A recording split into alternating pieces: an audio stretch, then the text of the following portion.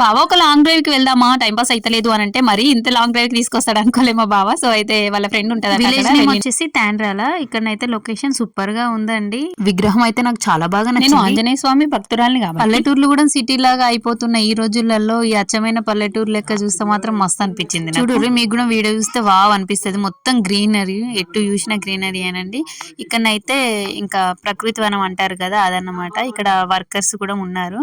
So ఇక్కడ ఎవరైనా చిన్న పిల్లలు బర్త్డే షూట్ అట్లా తీసుకుంటే ఎక్కువ థీమ్స్ కి అట్లా మనీ పెట్టాల్సిన అవసరమే లేదండి. ఈ విలేజ్ వాళ్ళు ఇటు సైడ్ వాళ్ళు ఎవరైనా సరే ఇదైతే యూజ్ చేసుకోండి. మస్తుంది. పిక్స్ కూడా హైలైట్ వస్తున్నాయి.